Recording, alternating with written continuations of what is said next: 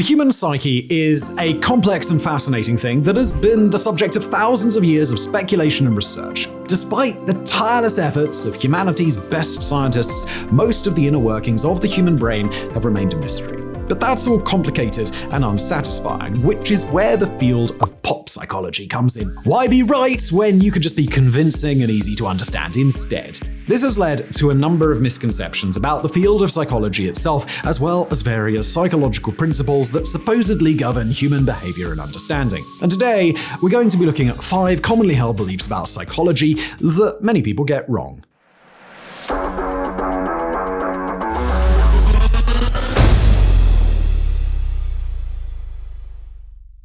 Anybody who has been to a therapist likely understands how this works already, but there is a big misconception that the terms psychologist and psychiatrist are interchangeable, or perhaps they believe that they're similar, but that a psychiatrist is just more qualified. However, while the fields are closely related and work with one another, they are very different jobs. Despite the popular misconception, most psychiatrists don't actually take part in therapy. This is typically done by psychologists, who then make recommendations to the psychiatrist regarding diagnoses and possible treatments.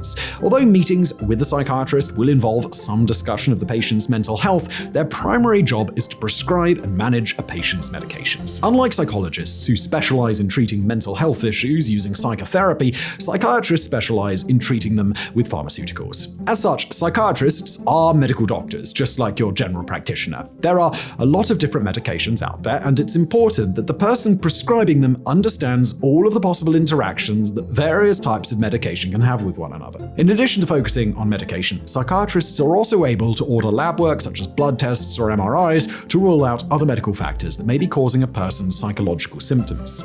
Even though psychiatrists don't usually take part in therapy, their education generally requires completion of psychotherapy courses. But in terms of their actual role in providing care for mental health, a psychiatrist's training as a medical doctor is far more important than their training in psychotherapy. Of course, a lot of people argue that this isn't an ideal system. There is a strong argument that the people prescribing medication for psychological conditions should be the same ones sitting through hours of therapy with the patients. While this makes some amount of sense because of the invisible nature of psychological conditions, it's not something we generally expect of other specialists. For example, most people wouldn't complain that the doctor who identified their tumor wasn't the one to perform surgery to remove it.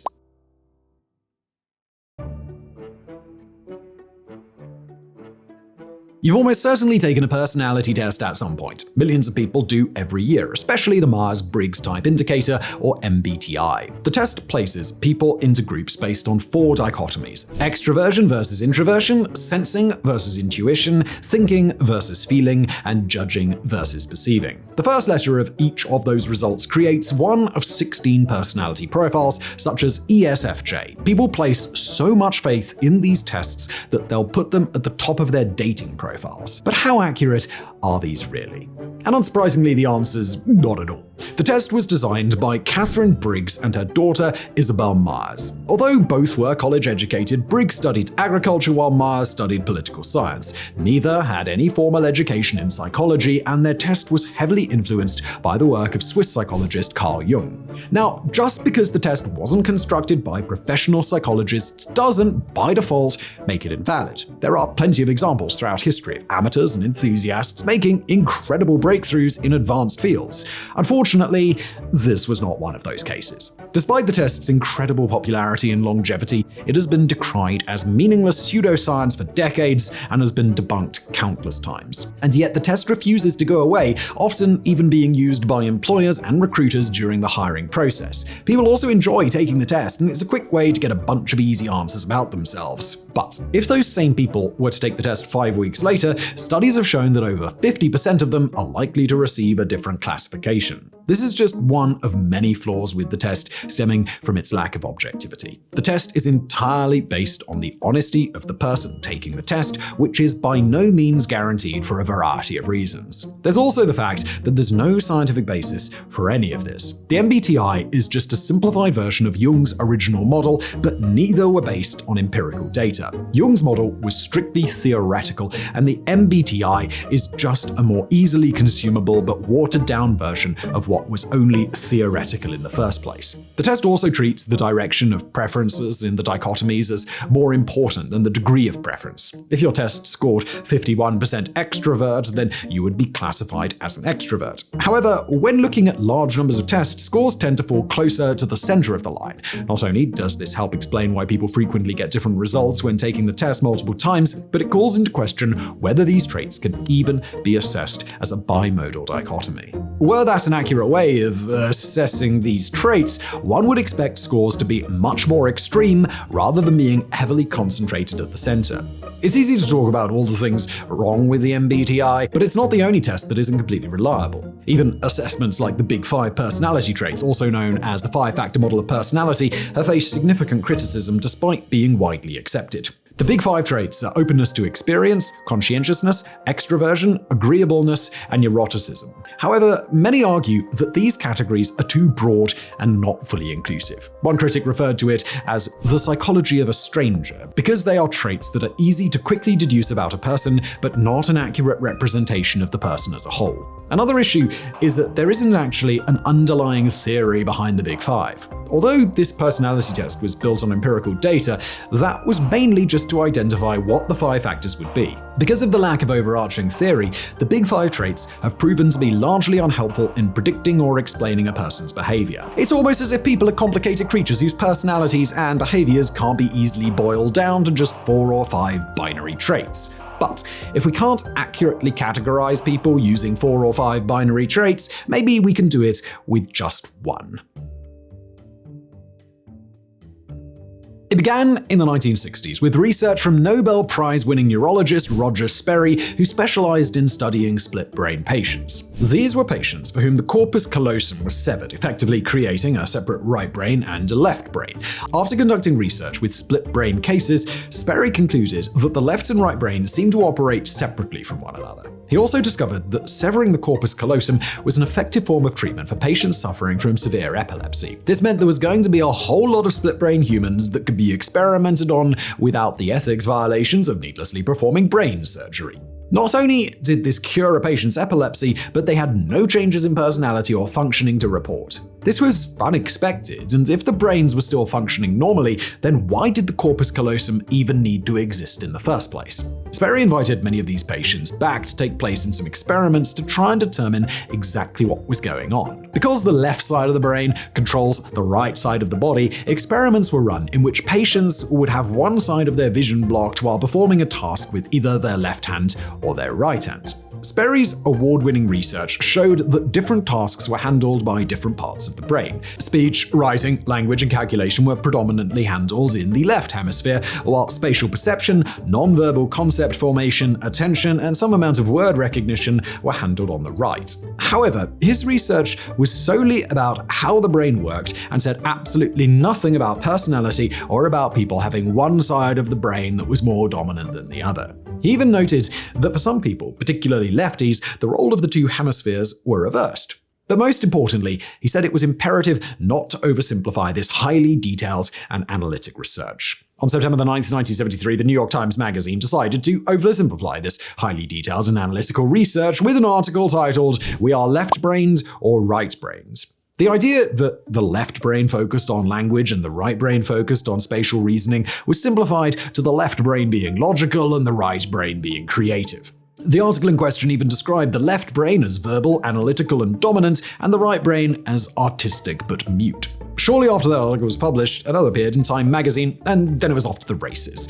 The myth of left brain versus right brain spread throughout society, where it is still believed by many people today. Part of the myth's longevity is due to society's desire to portray creative and analysis as being polar opposites of one another, despite the fact that it is patently untrue. If you're good at maths but can't draw worth a damn, there's some amount of comfort in being able to say that it's not your fault, it's just the way that your brain was wired. However, creativity and analysis are often intrinsically linked rather than being at odds with one another. Although there was never any science to support the theory in the first place, in 2013, researchers out of the University of Utah wanted to end the debate once and for all. They conducted a study involving over 1,000 participants with ages ranging from 7 to 29. Each participant was placed in an fMRI machine which measures changes in blood flow to monitor brain activity. One by one, all of the 1,000 people were placed into the fMRI machine while in a resting state, meaning they hadn't been given any specific instructions. Since they weren't engaging in any specific task that would necessitate activity in a specific part of the brain, which could skew the results, one might predict that people showed more activity in either the left brain or the right brain. At least one might predict that if they believed the myth. In reality, whether the person was an electrician, a painter, or an elementary school student, their brains all showed similar levels of activity on both sides. No test subject showed dominance from either side of their brain, and they certainly weren't split into two groups, each favoring one side over the other. Realistically, this was a silly idea from the start. Our brains being designed so that one half was overloaded with work and the other would basically do nothing would be a very bad design. There's an old adage that opposites attract. That's certainly true for magnets, but is it true for people? On the surface, the theory makes some amount of sense. An introverted bookworm and a party animal with failing grades could offer each other a lot in a relationship. The introvert could help the partner improve their grades, and the extrovert could help their partner become more social and enjoy life a bit more. The theory is that opposites balance each other out, creating a beautiful equilibrium in which they each play off of each other's strengths to create a perfect pair. It's a lovely sounding theory, but alas, it isn't how people actually work in the real world, at least not in the long term. In the short term, this may happen for a variety of reasons. Someone might find extra excitement in dating a person whose personality is opposite to theirs. Their presence could offer an entire world of new experiences that creates an incentive to start a relationship. Or perhaps the other person is seen as forbidden fruit, like the classical story of the good girl dating the boy from the wrong side of the tracks. There's certainly something to be said about the appeal of these exciting differences, but it's typically short-lived. The longer a relationship lasts, the more cold, hard reality will bear down on the couple and force them to discover how mismatched they are. Though the early days of the relationship may have been devoid of conflict because of the novelty of the situation, eventually differences in core values and beliefs will become insurmountable obstacles to the couple's continued happiness. Many papers have examined this idea, and in 2023, a massive paper was published out of the University of Colorado Boulder confirming that opposites attracting is indeed a myth. The paper conducted a meta-analysis of 200 other research papers published over the last 100 years, as well as including their own original research. This analysis looked at millions of couples over the span of a century, comparing them on 13 different traits. These traits included everything imaginable, such as height, political beliefs, substance use, hobbies, age, which age they first had sex, and more. Nearly every individual trait showed the couples were more likely to be similar rather than different, with each couple being similar in 82 to 89% of these traits. There were only a few traits where opposites seemed to attract, and that was only the case with one specific sample out of the UK, indicating it may have been an aberration. Of course, not all traits were equally important. For example, there was a very strong correlation with things like political beliefs and substance use, while height showed a weaker but still positive correlation. But this study was a massive aggregate of something that was already pretty well understood. People get along better with those that are similar to them. Relationships where people had similar beliefs, attitudes, and personalities lasted longer and left the couples feeling much more satisfied with their partner. While these studies all focused on opposite-sex couples, there's no reason to suspect that the same findings wouldn't exist for same-sex couples. After all, that's just one more thing that they have in common. Are you a visual, auditory, reading, or kinetic learner? It's a question that has been posed for decades and is even fully embraced by many teachers. The modern framework of learning styles began with research dating back to the 1910s, and it really started to take hold in the public consciousness in the 1970s. However, despite the popularity of learning style theory and the fact that the vast majority of educators believe it to exist, there is absolutely no evidence to support this. One of the biggest red flags should be that nobody can actually agree on what the different learning styles are. Neil Fleming's VARK model, composed of the 4 types of learning styles that we mentioned earlier, is among the most popular. However, a 2016 review of learning style theory identified at least 71 different models being used. If this was actually a thing that worked, there would probably be more agreement on what the different learning types are. Even if we accepted that the theory was accurate, teachers seem to be unable to accurately assess a student's learning style. In one study, 400 students were given evaluations to determine their learning style. Of these students, 70% did not use a method of studying that matched their assigned style, although those who did performed no better on tests than those who didn't. While psychology and neuroscience are complex fields, learning style theory is something that seems like it should be very easy to test. Split students into groups based on their learning style, randomly assign each student to an instruction in one of the different learning styles, then administer the same test to all students. If the theory is correct, then those students whose instruction matched their learning style should perform better on the test than those who were mismatched.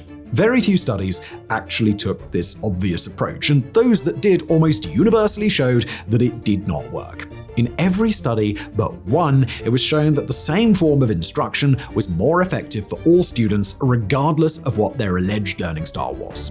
There is virtually no empirical evidence to support learning style theory, and a mountain of evidence showing that it is inaccurate. Unfortunately, as we stated earlier, the theory is still widely embraced by teachers. A 2017 paper out of the UK showed that even though 90% of teachers felt that there were fundamental flaws with the theory, over half of them still believed that learning styles exist and that students learn better when presented with information in their preferred style. But the concept of learning styles is worse than just being incorrect. It's potentially detrimental to students. When a student is told, "This is the way you learn best," what they often hear is, "You are bad at these other things." This can result in students developing ideas about themselves that limit their potential, creating a self-fulfilling prophecy in which they perform badly at certain things because they assume they are incapable of learning them. An alternate theory on learning is called dual coding. Dual coding theory states that the brain processes information through either verbal or nonverbal channels, and that each channel works differently.